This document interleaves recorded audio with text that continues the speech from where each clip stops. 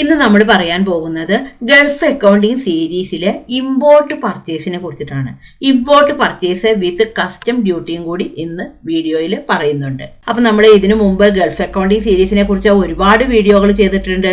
ഏതൊക്കെയാണ് GCC countries, അതേപോലെ തന്നെ അവിടെ നടക്കുന്ന ട്രാൻസാക്ഷൻസ് എന്തൊക്കെയാണ്, ഡൊമസ്റ്റിക് ട്രാൻസാക്ഷൻ എന്താണ്, ഇൻട്രാ സ്റ്റേറ്റ് ട്രാൻസാക്ഷൻ എന്താണ്, ഇങ്ങനെയുള്ളതിനെ കുറിച്ചൊക്കെ നമ്മൾ വീഡിയോ ചെയ്തിട്ടുണ്ട്.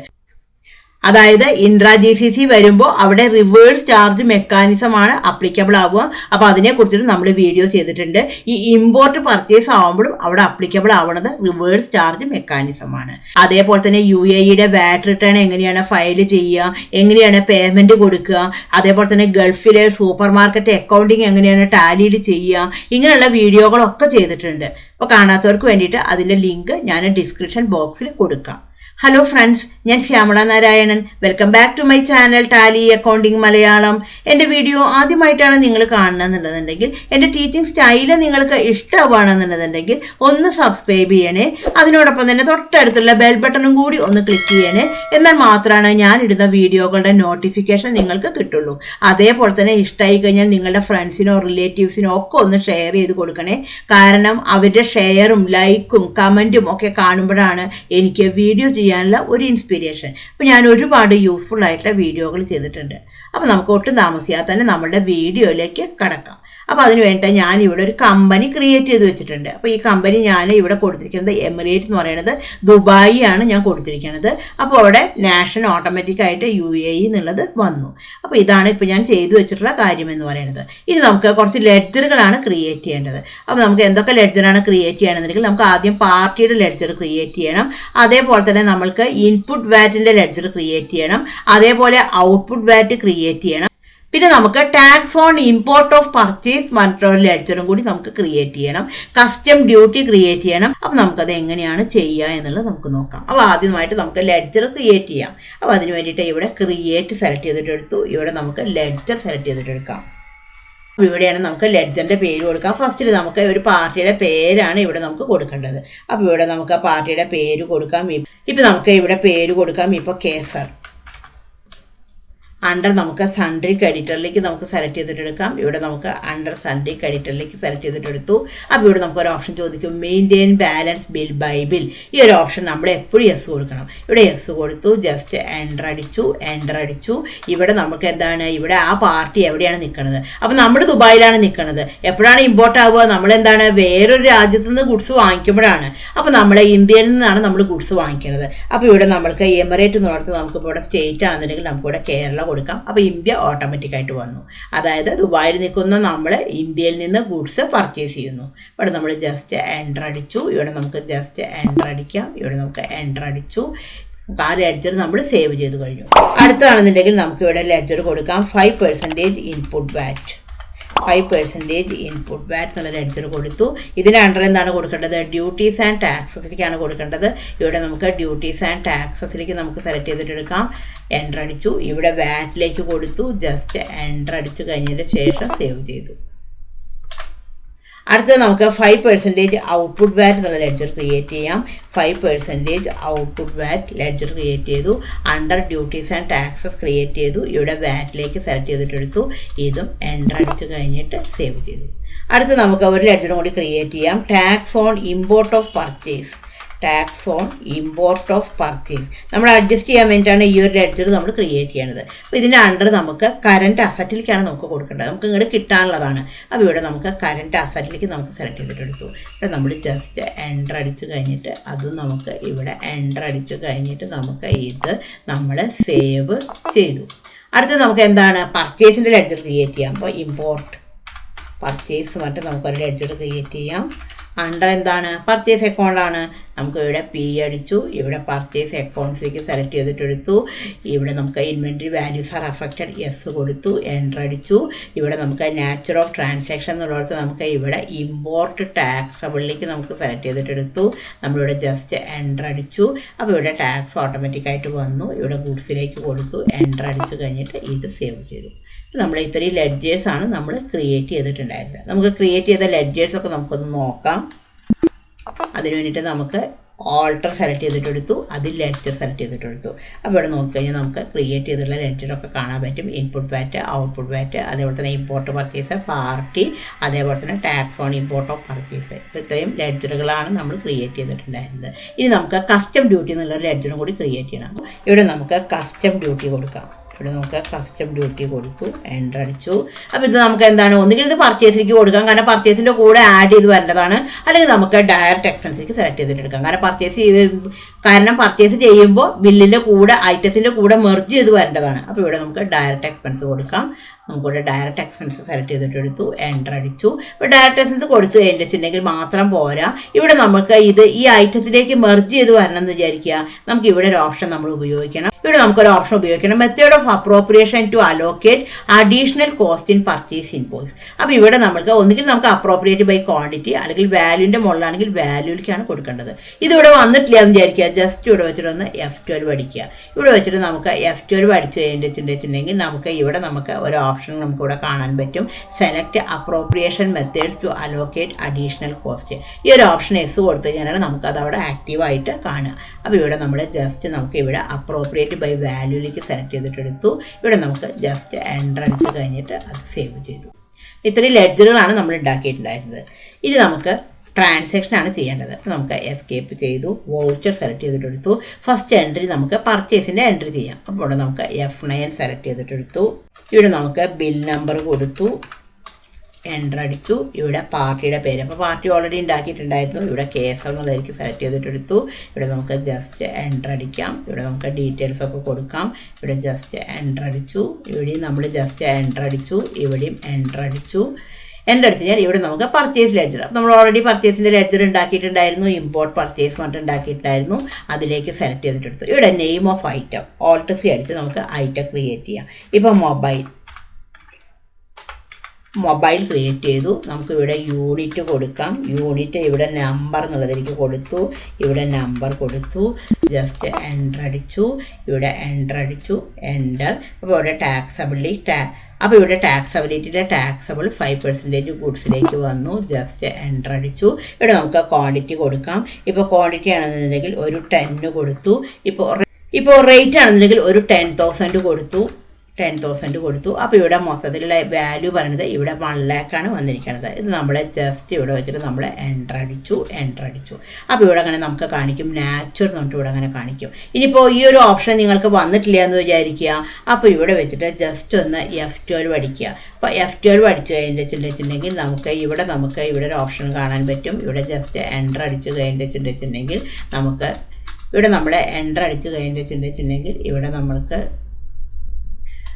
ഇവിടെ ഈ ഒരു ഓപ്ഷൻ എസ് കൊടുത്താൽ മതി. അതായത് modify tax rate detail for VAT. ഈ ഒരു ഓപ്ഷൻ എസ് കൊടുത്തു കഴിഞ്ഞാൽ നമുക്ക് ഈ ഒരു വിൻഡോ നമുക്കിവിടെ വരും. നാച്ചുറൽ എന്നുള്ള ടാക്സ് ഡീറ്റെയിൽസിൻ്റെ വിൻഡോ വരും.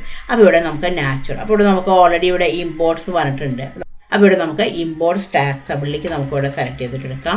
ഇമ്പോർട്ട്സ് ടാക്സബിളിലേക്ക് സെലക്ട് ചെയ്തിട്ടെടുത്തു. അപ്പോൾ ഇവിടെ നമുക്ക് 1 lakh ആണ് ഇവിടെ വന്നിരിക്കുന്നത്.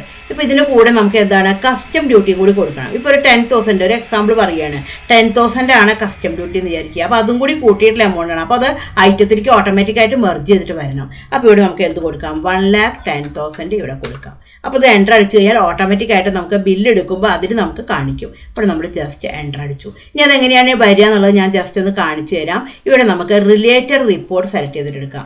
റിലേറ്റഡ് റിപ്പോർട്ട്സ് എടുത്തു കഴിഞ്ഞാൽ ഇവിടെ നമുക്ക് ഓൾ TA വാറ്റ് അനാലിസിസ് ഉണ്ടായിരിക്കും. ഇവിടെ എടുത്ത് നോക്കിക്കഴിഞ്ഞാൽ നമുക്കിവിടെ കാണാൻ പറ്റും. ഇപ്പോൾ ഇവിടെ വാല്യൂ പറയുന്നത് 1,10,000 ആയിട്ടുണ്ട്. അതേപോലെ തന്നെ ടാക്സിൻ്റെ റേറ്റ് ഡ്യൂട്ടി എത്ര വന്നിട്ടുണ്ട്, 5,500 രൂപയാണ് വന്നിരിക്കുന്നത്. അപ്പോൾ ഇത് ഓട്ടോമാറ്റിക്കായിട്ട് ഇതിലേക്ക് മെർജ് ചെയ്തിട്ട് വന്നു.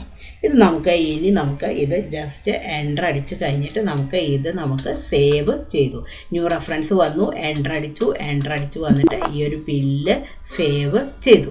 ഇത് നമ്മുടെ പർച്ചേസിൻ്റെ ഒരു എൻട്രി ചെയ്തു കഴിഞ്ഞു. ഇനി നമുക്ക് ഇതിൻ്റെ റിപ്പോർട്ട് ഒന്ന് ജസ്റ്റ് നോക്കാം. അപ്പോൾ അതിന് വേണ്ടിയിട്ടാണെന്നുണ്ടെങ്കിൽ നമുക്കിവിടെ ഡിസ്പ്ലേ മോർ റിപ്പോർട്ട് സെലക്ട് ചെയ്തിട്ടെടുത്തു. അതിൽ വാറ്റ് റിപ്പോർട്ട്സ് സെലക്ട് ചെയ്തിട്ടെടുക്കാം. അതിൽ നമ്മൾക്ക് റിവേഴ്സ് ചാർജ് റിപ്പോർട്ട് ഒന്ന് സെലക്ട് ചെയ്തിട്ടെടുക്കാം. അപ്പോൾ റിവേഴ്സ് ചാർജ് റിപ്പോർട്ട് എടുത്തു കഴിഞ്ഞാൽ നമുക്ക് ഇവിടെ കാണിക്കും. ഇവിടെ പർച്ചേസ് വന്നിട്ടുണ്ട്, അതിൻ്റെ ടാക്സബിൾ വാല്യൂ എന്ന് പറഞ്ഞിട്ട് ഇവിടെ വന്നിട്ടുണ്ട് 1,10,000. അതേപോലെ തന്നെ ടാക്സ് എമൗണ്ട് എത്രയാണ്, 5,500 ആണ് ഇവിടെ വന്നിരിക്കുന്നത്. നമുക്ക് താഴത്തേക്ക് നോക്കിക്കഴിഞ്ഞാൽ കഴിഞ്ഞാൽ നമുക്കിവിടെ കാണാൻ പറ്റും. നമുക്ക് ഇവിടെ കാണും ഇമ്പോർട്ട് ടാക്സബിൾ എന്ന് പറഞ്ഞിട്ട് ഇവിടെ കാണുന്നുണ്ട്. അതേപോലെ തന്നെ ഇവിടെ ഈ ടാക്സബിൾ എമൗണ്ട് 1,10,000 വന്നിട്ടുണ്ട്. ടോട്ടൽ ലയബിലിറ്റി എന്ന് പറഞ്ഞിട്ട് 5,500 വന്നിട്ടുണ്ട്. ഇവിടെ ബാലൻസ് ലയബിലിറ്റി എന്ന് പറഞ്ഞിട്ട് 5,500 വന്നിട്ടുണ്ട്. അപ്പോൾ നമുക്ക് ഇപ്പോൾ എന്താണ്, നമുക്ക് ഈ ലയബിലിറ്റി നമുക്ക് ഇനി എന്താണ് ബുക്ക് ചെയ്യണം. ഇപ്പോൾ ഇത് ബാലൻസ് ലയബിലിറ്റി ആയിട്ടാണ് കിടക്കുന്നത്. ഈ ബാലൻസ് ലയബിലിറ്റി മാറ്റിയിട്ട് നമുക്ക് എന്താണ് ലയബിലിറ്റി ബുക്ക്ഡ് ആക്കണം, എന്നാലേ നമുക്ക് കൊടുക്കാൻ പറ്റുള്ളൂ. അപ്പോൾ നമുക്ക് ഈ റിവേഴ്സ് ചാർജ് മെക്കാനിസം എന്ന് പറഞ്ഞാൽ എന്താണ്, നമ്മൾ പർച്ചേസ് ചെയ്യണ സമയത്താണെന്നുണ്ടെങ്കിൽ നമ്മൾ ടാക്സ് കൊടുക്കുന്നില്ല. അപ്പോൾ ഞാൻ ഇതിന് മുമ്പത്തെ വീഡിയോയിൽ എന്താണ് റിവേഴ്സ് ചാർജ് മെക്കാനിസം എന്നതിനെ കുറിച്ച് ഡീറ്റെയിൽ ആയിട്ട് പറഞ്ഞിട്ടുണ്ട്. റിവേഴ്സ് ചാർജ് മെക്കാനിസം എന്ന് പറഞ്ഞിട്ടുണ്ടെങ്കിൽ നമ്മൾ റിവേഴ്സ് ചാർജ് മെക്കാനിസം അപ്ലിക്കബിൾ ആവുക കുറച്ച് കേസുകളിലാണ്. ഒന്നാണെന്നുണ്ടെങ്കിൽ എന്താണ്, നമ്മുടെ ഒരു ഇൻട്രാ GCC ട്രാൻസാക്ഷൻ ആകുമ്പോൾ അവിടെ അപ്ലിക്കബിൾ ആവുക എന്താണ് റിവേഴ്സ് ചാർജ് മെക്കാനിസം ആണ്.